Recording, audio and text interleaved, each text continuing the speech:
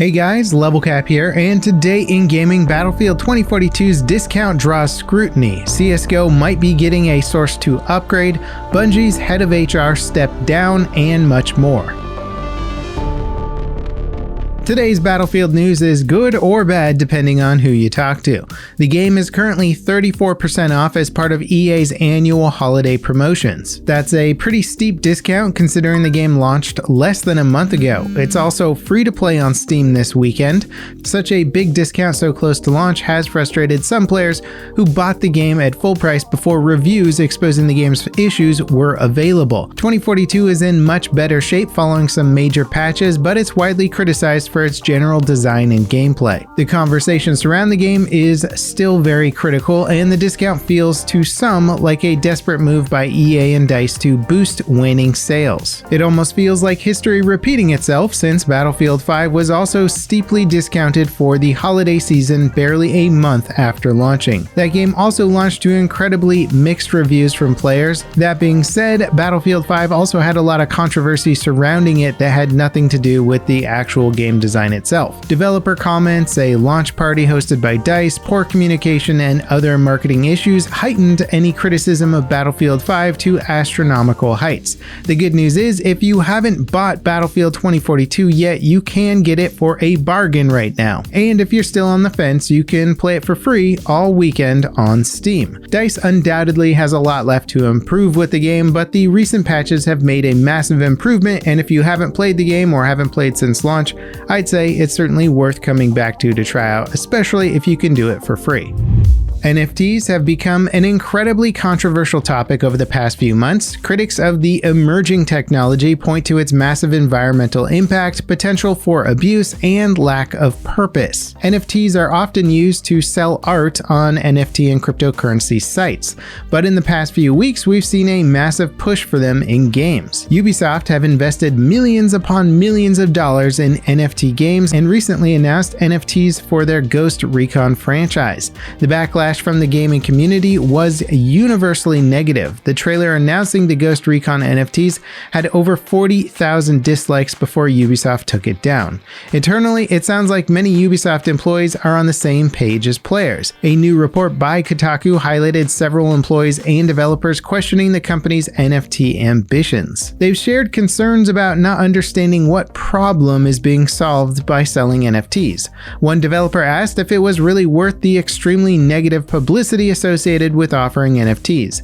Another called the announcement upsetting. It's unclear if the internal and external pressures will convince Ubisoft to drop their NFT plans. They're developing their own NFT platform called Ubisoft Quartz, and their cash investment in NFT companies is one of the most significant that we've seen by any company. It's clear that NFT technology can be used for good, but creating more artificial scarcity and charging players a small fortune for in-game items does not sound appealing to players. Data mining of Dota 2's latest update has revealed the Source 2 port of CSGO is back on the menu at Valve. Well, sort of. Over the past few years, Valve have been updating key elements of CSGO with more modern systems. These new systems were based on Source 2 tools like the game's UI overhaul. It's also speculated that the game's more recent maps have been developed using Source 2 mapping tools and ported to CSGO. But the new data mine confirms additional Source 2 tools and features are being built for the game despite months of nothing new being announced. As to why Valve is doing any of this, it's likely to get their first-party titles running smoothly on their upcoming portable gaming console, the Steam Deck. Valve has been updating all of their games to ensure compatibility with Linux, which is what the Steam Deck runs on. Their Proton compatibility tool can make pretty much any game run just fine on Linux. Still, these updates add native Linux support at the rendering level, ensuring the best performance possible. CSGO has a native Linux port that doesn't need Proton, but it relies on OpenGL to translate its direct 3D rendering.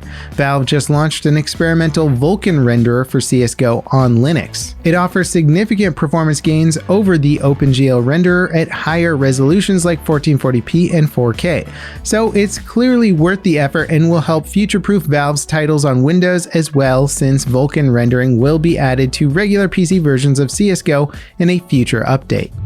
PC specs for Dying Light 2 are here, and they're pretty modest unless you want to play with ray tracing enabled. For 1080p 60fps gameplay on their high-quality graphics preset, they recommend a mid-range last-gen GPU from either Nvidia or AMD. But if you want to play with ray tracing on its highest settings, you'll need an RTX 3080. Ray tracing is also limited to Nvidia's hardware, so you're out of luck if you have a current-gen AMD GPU that could otherwise run the game. The only catch with the recommended specs for running ray tracing is that it still has the game running at 1080p 60fps. Most games with ray tracing utilize Nvidia's DLSS upscaler to offer 4K-like rendering at 60fps. It's unclear if DLSS is enabled in the recommended specs guide. If it is enabled, that means Dying Light 2's ray tracing is incredibly demanding. Reviews for the Analogue Pocket are in. It's the latest handheld console from the retro gaming company Analogue, and supports a wide range of systems like Game Boy, Game Boy Advance, Game Gear, Neo Geo Pocket, and more. The big draw is that the Pocket utilizes FPGAs for essentially native hardware emulation on the original systems. That ensures excellent accuracy and compatibility with native or better performance. It also has a modern LCD screen that's exactly 10 times the original Game Boy's resolution, giving the game an ultra-sharp and pixel-accurate appearance. The Pocket also includes an SD slot to run homebrew software and other games. On top of all the hardware support, Analogue have built a proper OS to run the emulators that support save states and other modern features that you see in traditional emulator software. Basically, all this is to say that reviews have been overwhelmingly positive. Now the big question is when yours will arrive. Analogue is planning to ship pre-orders in 3 waves, stretching all the way into 2023. That means you could be waiting an entire year for your order to arrive, or even longer. Considering the boutique nature of the device and how tough electronics are to get in general, the delay is understandable.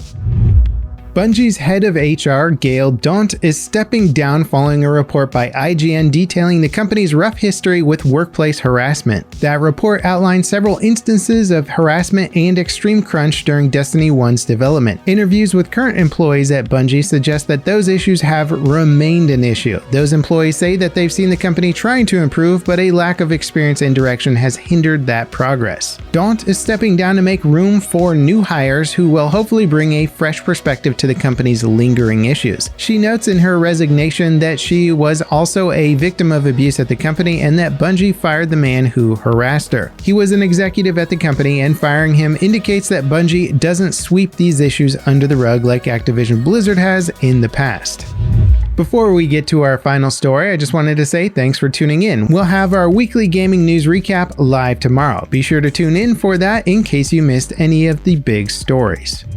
The Call of Duty League is bringing back live events starting next year. The first in-person event will be the Kickoff Classic on January 22nd at the franchise's LAN area in Arlington, Texas. Online group stages will supplement the live events. These online events will go on for 3 weeks leading into 2022's 4 major tournaments. The majors will be held live, but the locations have not yet been disclosed. The big concern facing live events like CDL tournaments is the new Omicron variant of COVID. According to ongoing research by the CDC and other health organizations, this variant is more vaccine resistant and is likely causing a surge in cases. Booster shots are widely recommended to prevent Omicron infections. The Call of Duty League sites say attendees will have to abide by local COVID guidelines and restrictions, but many sites in the US are dropping their mask mandates.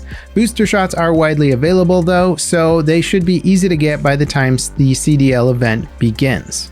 And that wraps it up for this week in gaming. As always, guys, thank you so much for watching, and I'll see you next time. This is Level Cap signing off.